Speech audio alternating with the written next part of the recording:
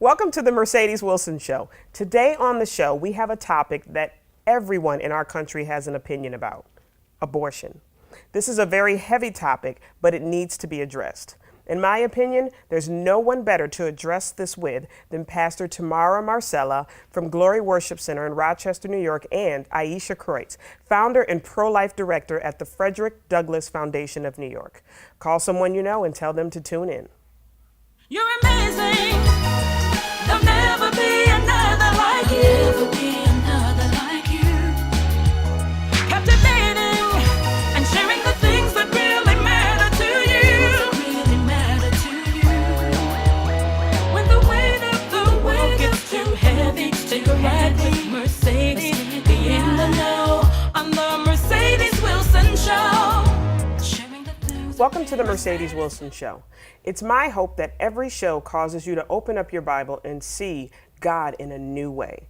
We want to tackle the real issues head on and find hope in all things. Just like 1 Peter 3:15 says, always be prepared to give an answer to everyone who asks you, to give a response for the hope that you have. But do this with gentleness and respect, and we promise to do just that. Today, my guests are two women on a mission that I truly admire. Pastor Marcella will be on a little later. She's a wife and a two-time author and a pastor in Rochester, New York. And the second one, who is sitting right in front of me, Aisha Kreutz. She's the founder and pro-life director at the Frederick Douglass Foundation of New York. And I'm so grateful that both of these ladies choose to come on my show to talk about a topic that brings out every emotion possible, right? It does. So thank you for being here. And I want to get right into it. But first, I want you to tell the audience a little bit about yourself, because you have a lot going on, right? In your description, you said you're a bride of Christ, wife, homeschool mother, counselor, speaker, and community activist and blogger. You're an author in 2 books, a blogger. I mean, you have a lot going on. Okay, so how did you find out about the Frederick Douglass Foundation of New York? How did that come about? It really was like, you know, those moments when God just kind of T-bones you? No, I have no clue. Yeah, it was one of those. Again, I was just a mom. I was doing a lot of things in the community. I do a lot of volunteer work, stuff like that, and being on Facebook and other social media outlets, and I just speak and just share stuff.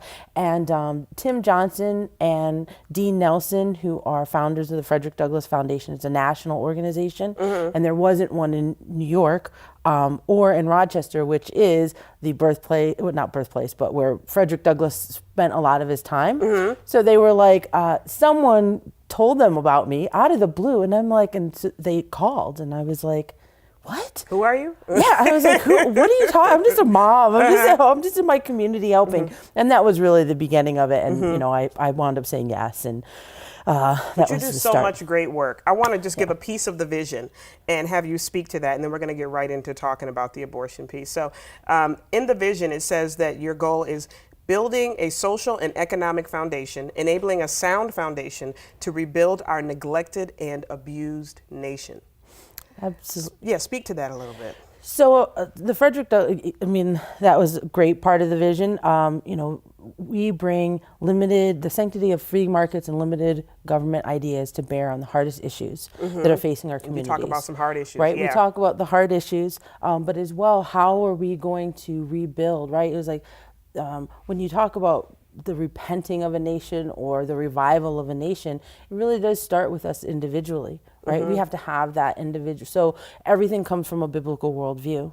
And that's one of the things that really let me be able to be myself within the Frederick Douglass Foundation is because they're first and foremost devoted Christians. Yeah. And so that's how, right? I mean, there's the only solution to 99.9% of things is through Christ. Right, is through Jesus, and I mean, even that other 0.1% is really us coming to know Jesus, and then Him moving through us and allowing Him. So that's really it. Yeah, and you do a lot of good work. I want to get into your story before we go to break, because I want to set the tone for this heavy topic that we're going to talk about. Can you share your testimony when it comes to abortion and show people why you do what you do? Sure. Well, when I was 14, I had my first abortion. And that was, it was very tough. There was the people around me all were like, hey, this is the best thing for you. You're 14, it's going to ruin your life. All of these things that a lot of women hear at that time. And not once did anyone, even when I went to Planned Parenthood, I was in my second trimester, so I knew I was going to have a boy. I had to go to Schenectady. It was the only Planned Parenthood that would allow, at that time, a second trimester abortion. And again, I knew I was doing something wrong, like instinctively, but I didn't think I was doing anything wrong. I don't know how to really explain that. It was just like, oh, right, the people that love you the most, that are there to protect you, tell you that this is the best thing.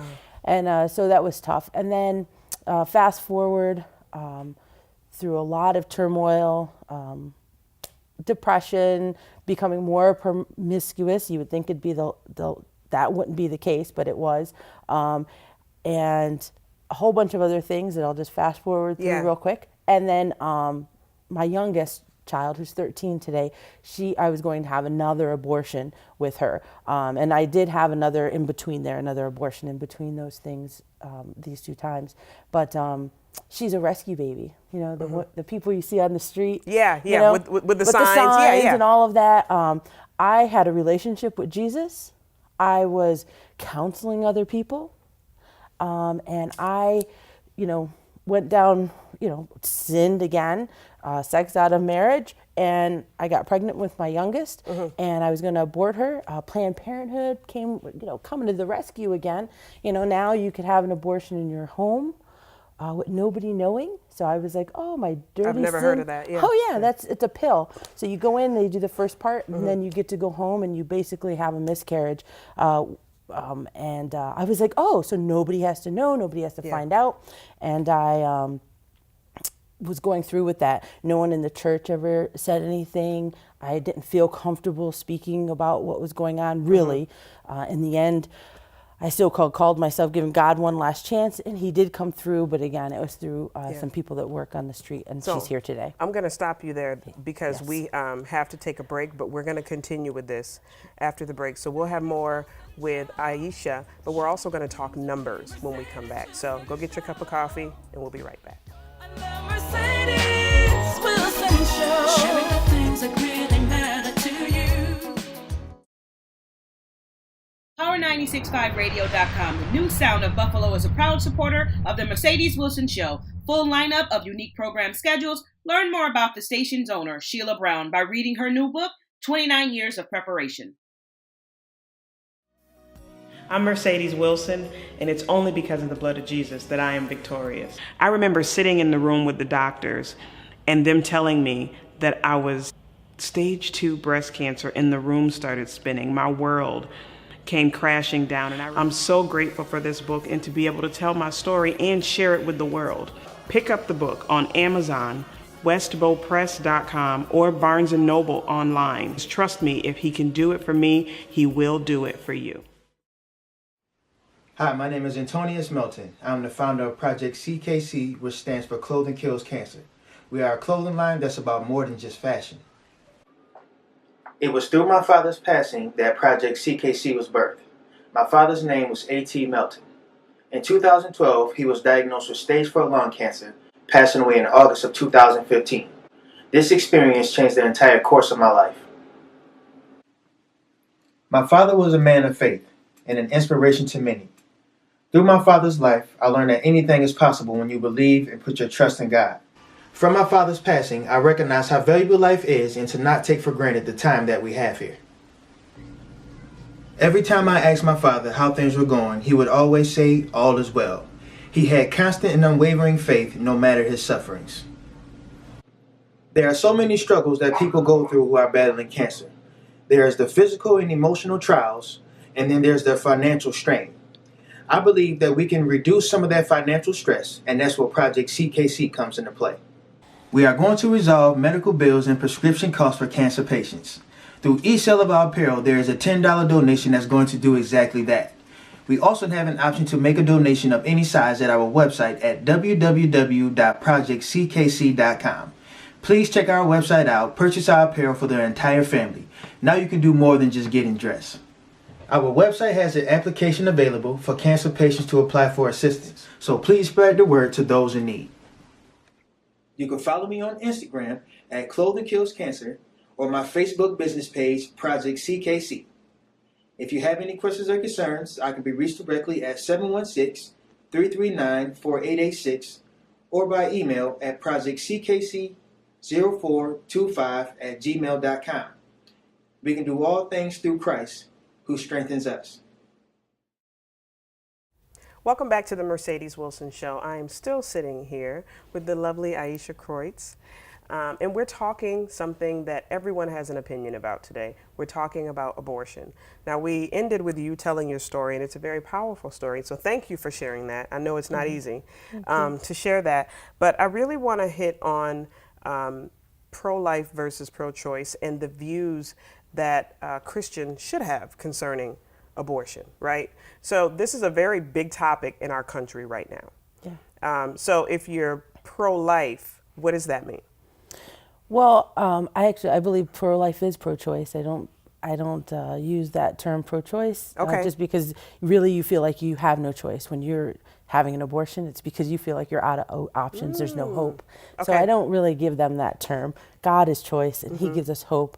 But being pro, I mean, it really is, breathing life and hope into a situation, right? That's what God wants us to do. There is always a best alternative.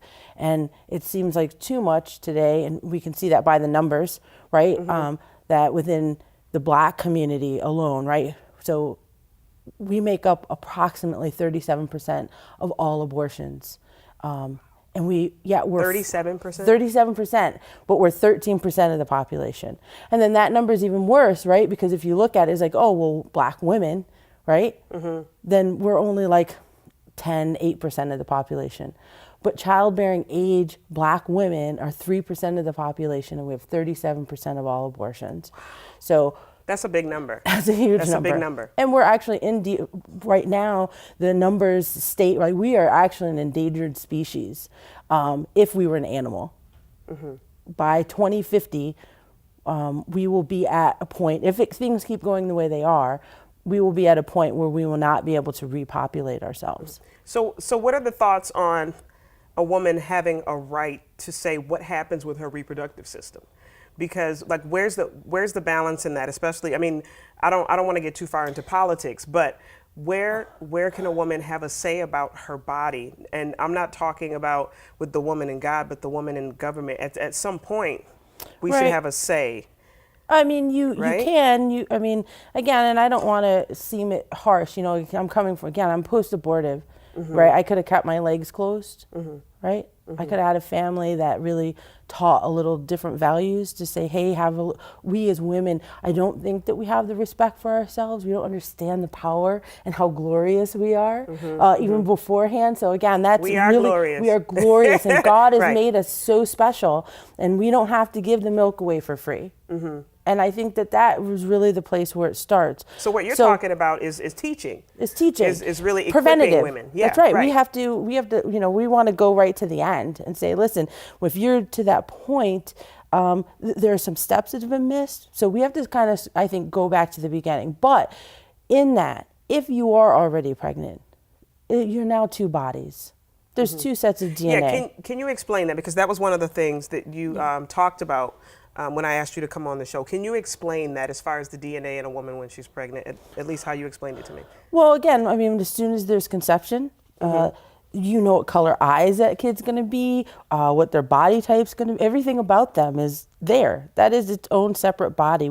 Right? It's like saying that an incubator, right? If we're going to be, technical about it, is the baby is part of an incubator, right? No, they're two separate things. We are, again, we were meant to be a protector of that child that is in our womb, and you're asking us to go against the very nature of who we are as a woman, and it does a lot of damage to you when you have the abortion. People don't think about that, right? If you have a miscarriage, then you are, oh, you poor thing, oh, all of those different things come out. But when you have an abortion, it's, oh, you had an abortion, oh, your problem's solved, everything's done, Well, no, it's not. It That's was a different perspective. Right. It was a baby either way. Now I don't have the chance to mourn, right? For me, going through the motion of being able to be forgiven and set free, right? And having the Lord really work on me, it had to come to a point when I realized I was the mother of a dead baby. And it, and that is crushing, right? My baby didn't get a name. It didn't get a funeral. It didn't get anything. All it got was discarded like nothing. And I think that again, a lot of the issues that we see in communities, that especially metropolitan areas have the highest number of abortions.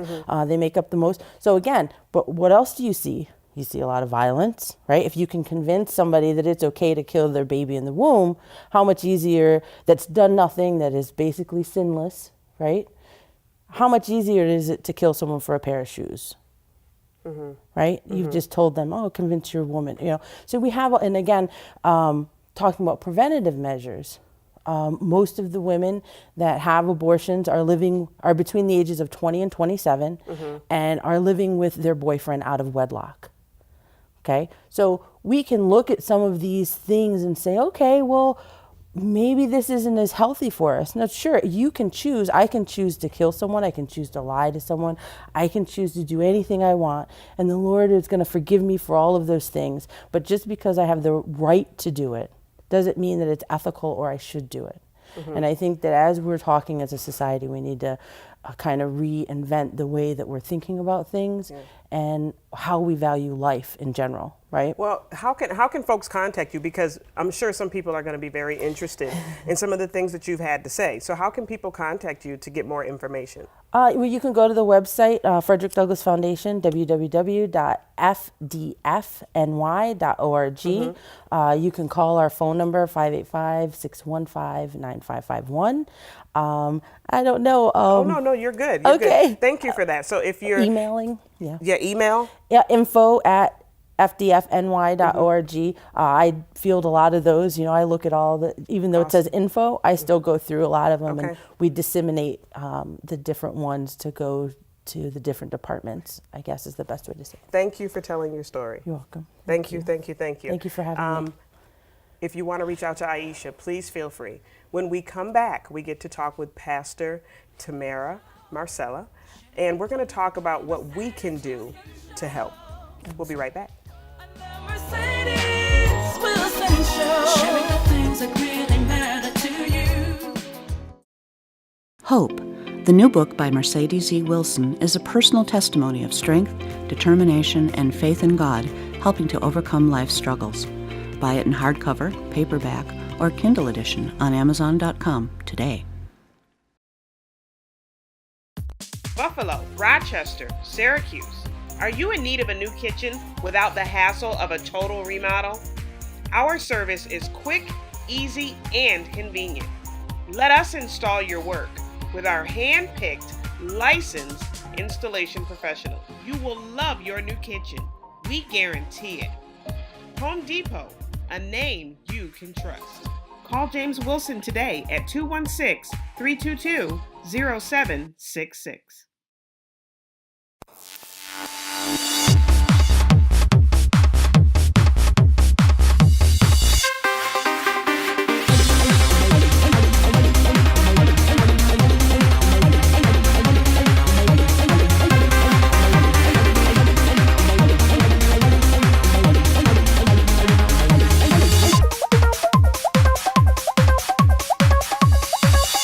Hi, I'm Robbie Raw. Welcome to Raw Cuts, a result-driven class designed to increase your muscle mass, decrease your body fat, and increase your energy level. Muscle dictates metabolism, and if you work out, you might as well look like you work out.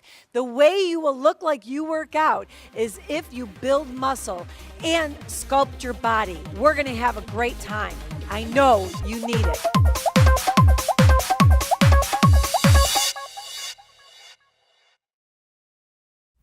Welcome back to the Mercedes Wilson Show. I am joined by someone that I honestly admire, Pastor Tamara Marcella. And we're going to talk about this segment, the church, and where we are with all of this. Aisha gave a very compelling story. I mean, she has a story to tell when it comes to her abortion.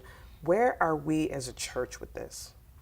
So, from my angle, I think that silence has a tendency to breed a myriad of negative narratives. And I think that if the church can step into that narrative void and share the message of the gospel, which we all know is a gospel of redemption. It's a gospel of grace. But for some reason, there are certain things that we step into in this life that it's almost like grace doesn't cover that. So if we can bring to the table this voice of redemption, this voice of mercy, that Jesus' blood covered those things, then I think that we can help women and men and a nation come out of this shame and dehumanizing place that we've been in from issues like abortion. So we can talk about the issue of ranking. We tend to rank sin. Yes, we do. And it's not, that should not be the case. No. So no matter what you've gone through, or, let me tell you this. I can't speak for, now I've never gotten an abortion, but I can tell you that I was sexually molested. Yes. And I was 12, 13, 14 at the time. I can't say what I would have done if that would have happened. You don't know where a woman is when she's going through certain things in her life. Right. So instead of ranking and judging That's right. toward condemnation, That's right. can we do better? Absolutely. We need to do better. We need to do better. We need to remove the concept of it being an option, because sin is dehumanizing, right? The things that we go through in this life that bring us to a point of feeling desperate, you don't know what you would do. Apart from the grace of God, there go I. And so if we can move from this place of that sin is uglier than that sin, then we can bring people back to the place where they just know whatever I've walked through does not remove me from being open to this beautiful love that God gave us, that He did not sit on the cross and go, okay, my blood is covering that sin or that sin. But not that one so much. But not that one. That's too ugly. No, it covers all of it. And I think that when we rank, then we devalue the cross of Jesus Christ. Right. And can we also talk about, there's been so many women that have come out that it would surprise you that said, I got an abortion, that we can help another sister going through it by talking about it. But there's still a shame. There's definitely a shame around it. When I was at my church, there was a piece of paper that was up on the wall that said, "Have you had an abortion? We have." There's a counseling class for that, and that took me back because I've never seen it. Yes. I've never seen it. Yes. And we're talking about more and more things, but can you talk about the strength in coming out and talking about some things you've been through? Absolutely. There goes that silence. It was beautiful what you said, is that in your church, right, the place that we're supposed to come and receive healing and the message, that the church has been so silent that we don't touch those issues. So it's almost this unspoken rule: stay in the shadows if you have these issues that the church won't talk about. So I think that if we post those things, hey, let's talk about abortion. Let's talk about the things that women are hiding, and not just women, because it affects everyone. It affects the parents, it affects the boyfriends, the spouses, it affects our nation. And so if the church will rise up and stop being afraid to cover these topics, then what we will do is we will pull women and men out of the shadows, and they will come in and say, you know what, I've got this shame that I've hidden, that I've not been able to talk about. And we can come out and say, hey, into that narrative void, we will bring the grace and redemptive mercy and grace of God's beautiful message. Right. I was going to ask you to give us encouraging words, but I think that was it. That was it. Is there anything else you want to say to someone that may have gone through it, that may feel the shame and say, well, I'd rather not talk about it? Can you encourage a viewer today? Absolutely. You know, the biggest thing is that you recognize that the cross of Jesus Christ is applicable to all sin, to all of those shortcomings that we have. And there is not one person, I think we forget, on the face of this earth that has ever walked in total perfection, in total purity. So you're sitting in great company today. We are all sinners saved by grace. We are all people who have done things that we look back and say, gosh, that was ugly and I wish I had never done that. But the cross of Jesus Christ is a beautiful message of redemption. His blood covers everything.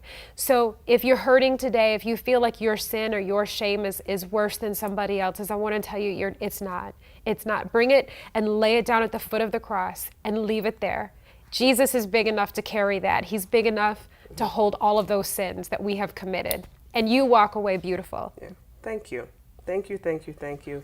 We will be right back with the Mercedes Moment. Mercedes Wilson Show. I love Mercedes Wilson Show. Wardrobe for the Mercedes Wilson Show was provided by Clothes Mentor in Tonawanda, New York. Grade A looks for less. But you keep fooling me.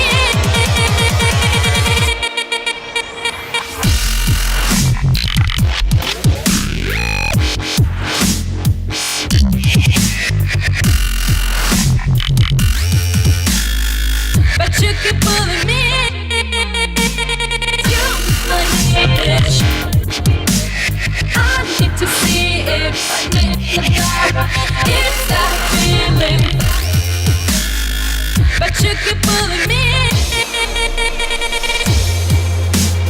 Love away, love away. Love away, love away. Baby, don't you love away, love away. Work for me, I'll love away, love away. Don't punch out till I get up.